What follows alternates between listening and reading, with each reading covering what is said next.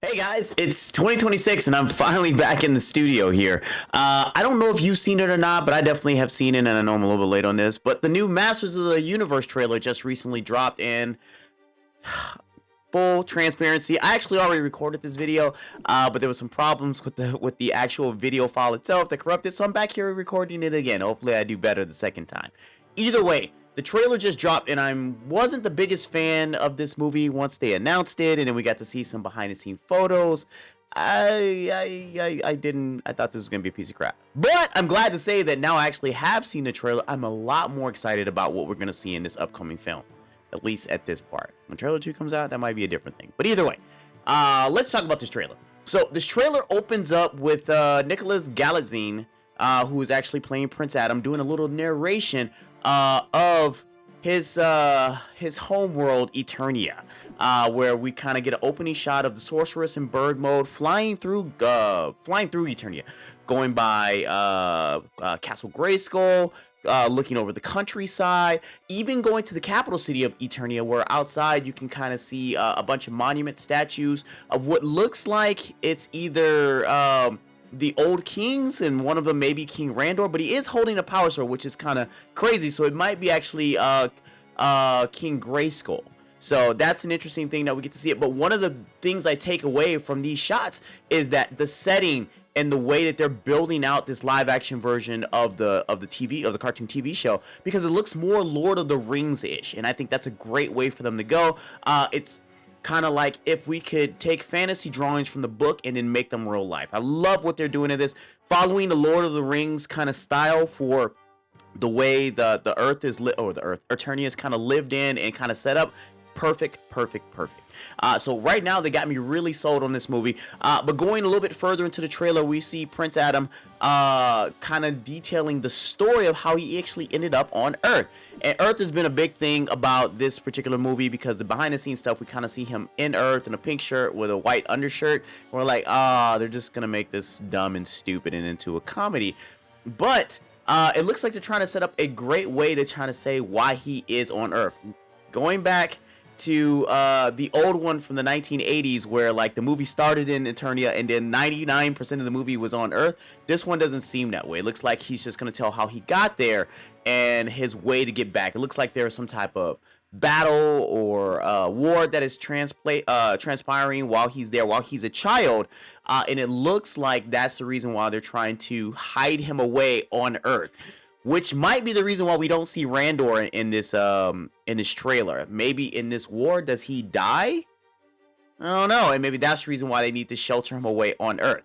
But then we quickly get over to him on Earth, and it gives us our first big joke of this trailer, where it says Adam Glenn, he, him. Now, you guys might be sitting up there saying it was like, I don't want to see it no more. It's so woke.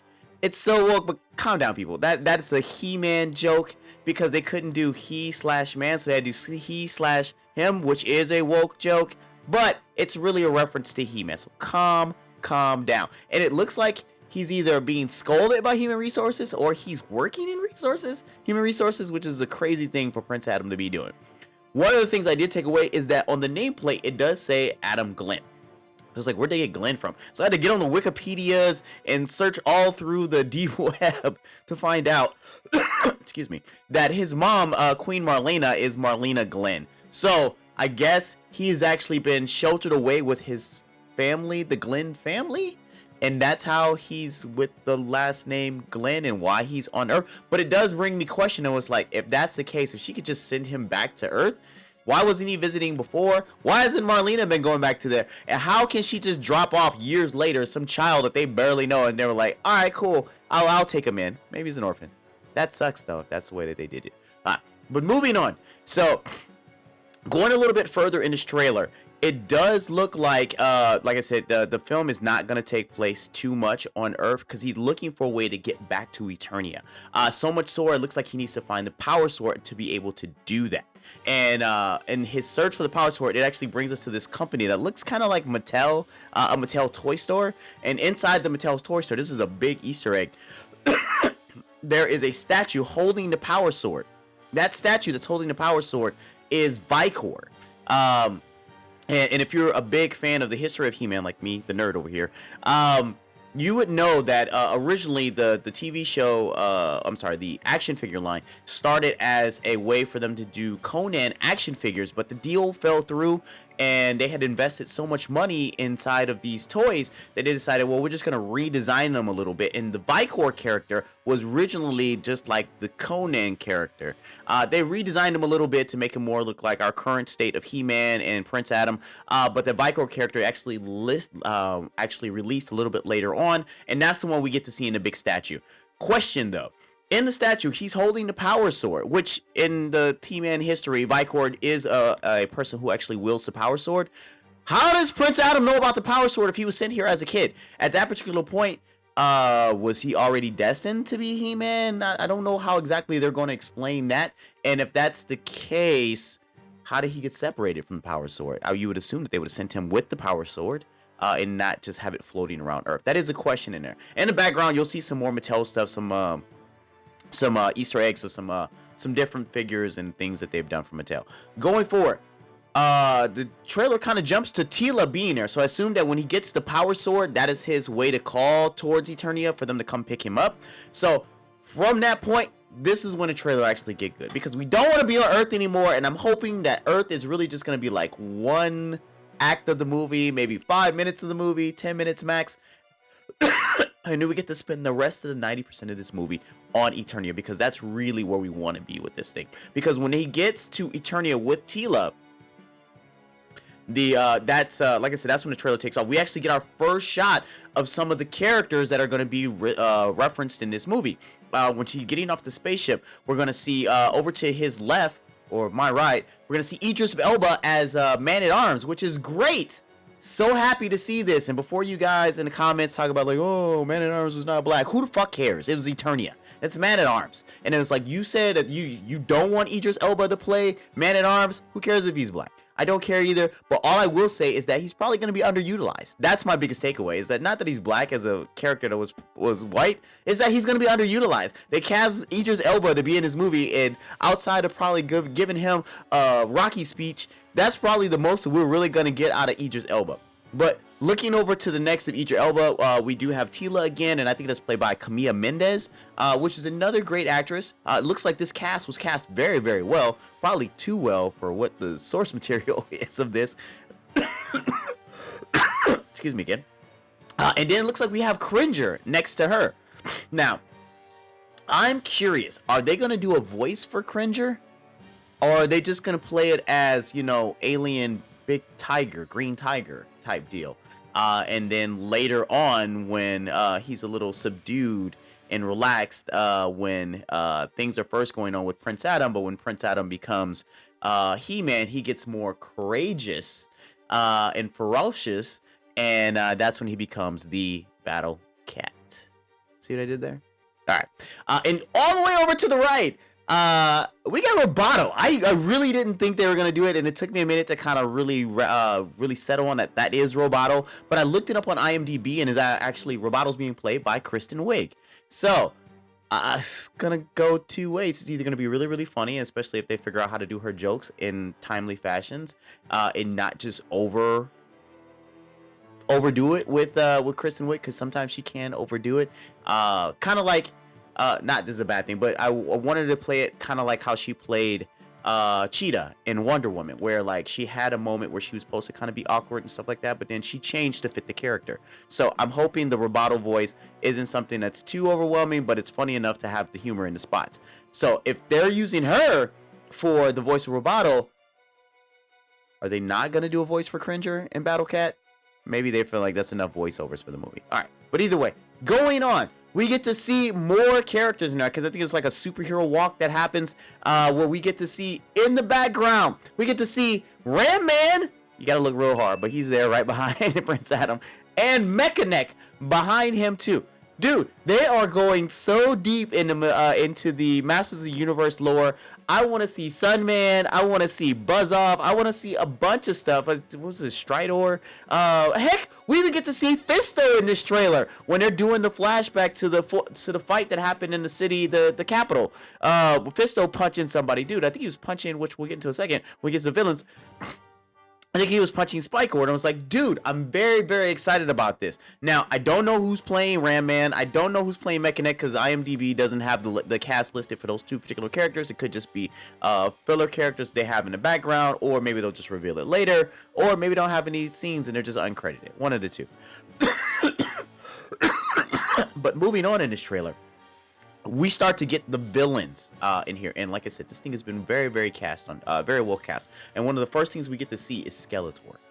Skeletor, they did such a great job. Look, the 80s one is a thing, and it lives in its time. They didn't have the money, the budget, the time, the effort to do the CGI in this, but the way that they did this with Jared Leto of all people, giving him the full bone face with the shadows behind it and the red eyes, and wearing the hoodie over the top and showing his muscles, Jared Leto muscles, in this trailer. Perfect. He's a little smaller than I want. But it's exactly what I wanted for my Skeletor character. Other people that show up in this trailer, like I said, Spike-Or's in here. We get a shot of Beastman. We get a shot of Trapjaw. We get a shot of, I'm kind of looking over the side because I actually had to write some of this stuff down. Beastman, Trapjaw,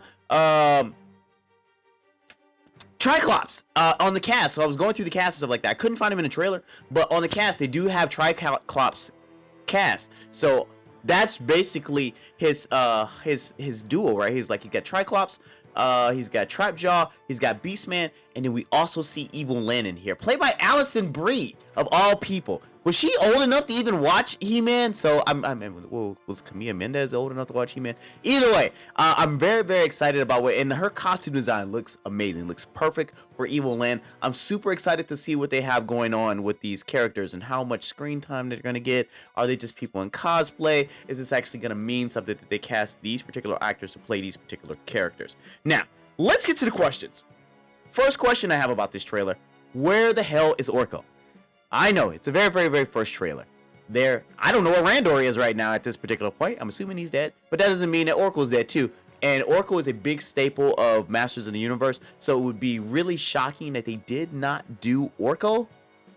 They kind of have to reference him somewhere. We're still upset from the 80s movie when they did Gwildor instead of doing Orko, but then once again, you give them a pass because of money, budget, time, and effort. So this one is like a $200 million movie. Dude, put the Orko in here. Put Orko. Maybe they're going to save him for trailer 2. Who knows? But we got to have him see him. So like I said, no Orko, no Randor. Also, too, when they show the battle scenes, because there's a good shot of the army that's attacking the capital city, and then also an army standing next to Skeletor that's got helmets on.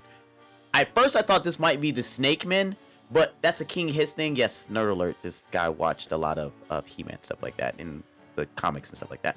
But like I said, that's a King Hiss thing. So these soldiers have to be the Horde, which means there's a Hordak. That means there's a Hordak. Maybe they save Hordak for the sequel.